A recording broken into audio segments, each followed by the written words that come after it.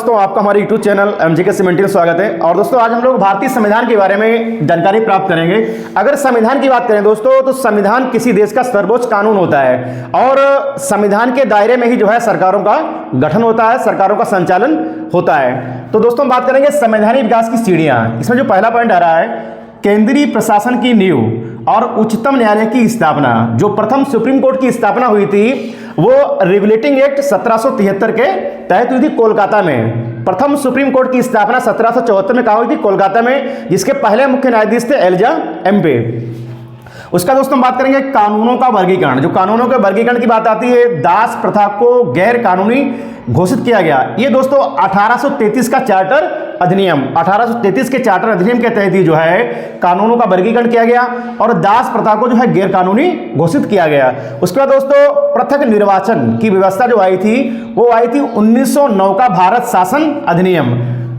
उसके बाद दोस्तों प्रांतों में द्वैध शासन तथा महिलाओं को वोट डालने का अधिकार, ये 1919 का भारत शासन अधिनियम, भारत शासन अधिनियम 1919 के तहत जो है प्रांतों में द्वैध शासन की व्यवस्था की गई और महिलाओं को वोट डालने का अधिकार दिया गया। उसके बाद दोस्तों प्रांतों में द्वैध शासन का अंत, केंद्र में द्वैध शासन की स्थापना और एक केंद्रीय बैंक की स्थापना। प्रांतों में द्वैध शासन को समाप्त कर दिया गया और केंद्र में द्वैध शासन लागू कर दिया गया और एक केंद्रीय बैंक की स्थापना की बात की गई। दोस्तों ये 1935 का भारत शासन अधिनियम, 1935 के भारत शासन अधिनियम के तहत ही जो है रिजर्व बैंक ऑफ इंडिया की स्थापना हुई थी 1 अप्रैल 1935 को। उसका दोस्तों हम बात करेंगे, भारत का संविधान विश्व का सबसे विस्तृत और लिखित संविधान है। जो हमारा इंडियन कॉन्स्टिट्यूशन है वो देश का तथा विश्व का सबसे बड़ा और लिखित विस्तृत संविधान है। अगर इसमें हम बात करें, इसमें 22 भाग है। कितने भाग हैं? 22 भाग, 395 अनुच्छेद और 8 अनुसूचियां थी। जो हमारा मूल संविधान था इसमें 22 भाग थे, 395 आर्टिकल थे और 8 अनुसूचियां थी। अगर वर्तमान में हम बात करें संविधान में, तो वर्तमान में हमारे इंडियन कॉन्स्टिट्यूशन में 26 भाग हैं। कितने भाग हैं? 26 भाग हैं और 444 अनुच्छेद हैं और 12 अनुसूचियां हैं। अगर दोस्तों हम बात करें गणतंत्रात्मक राज्य क्या है, तो गणतंत्रात्मक राज्य से मतलब होता है राष्ट्रपति का पद वंशानुगत नहीं है। यहां पे राष्ट्रपति के पद का चयन किया जाता है, उसको निर्वाचित किया जाता है।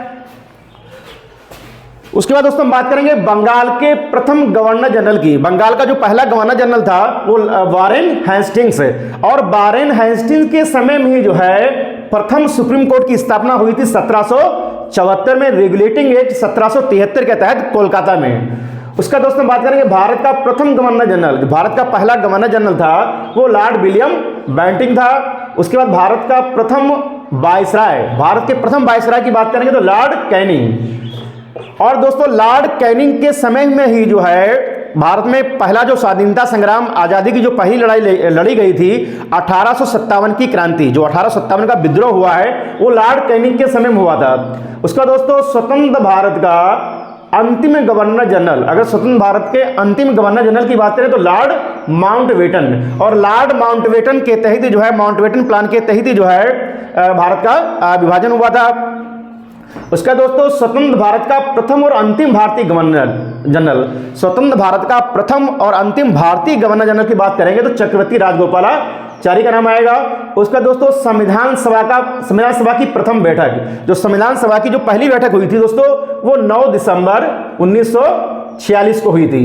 और दोस्तों कैबिनेट मिशन 1946 के तहत ही जो है हमारे भारतीय संविधान का निर्माण हुआ है। उसका दोस्तों संविधान सभा के अस्थायी अध्यक्ष तो डॉक्टर सच्चिदानंद सिन्हा, जो संविधान सभा के अस्थायी अध्यक्ष थे वो डॉक्टर सच्चिदानंद सिन्हा थे। संविधान सभा के स्थायी अध्यक्ष, अगर स्थायी अध्यक्ष की बात करेंगे तो डॉक्टर राजेंद्र प्रसाद, डॉक्टर राजेंद्र प्रसाद संविधान सभा के स्थायी अध्यक्ष थे। उसका दोस्तों उद्देश्य प्रस्ताव प्रस्तुत किया गया था पंडित जवाहरलाल नेहरू के द्वारा, पंडित जवाहरलाल नेहरू के द्वारा। संविधान सभा के संवैधानिक सलाहकार, अगर संविधान सभा के संवैधानिक सलाहकार की बात करें तो BN राव, क्या नाम था इनका? VN राव। प्रारूप समिति के अध्यक्ष डॉक्टर भीमराव अंबेडकर।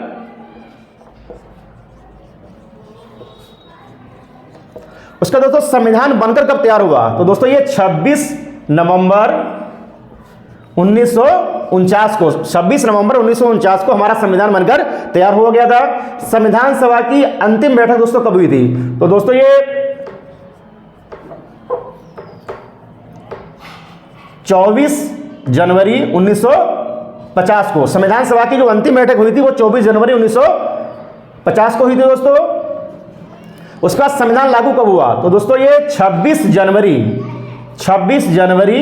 1950 को हमारा भारतीय संविधान लागू हुआ। संविधान सभा की जो अंतिम बैठक दोस्तों हुई है वो 24 जनवरी 1950 को।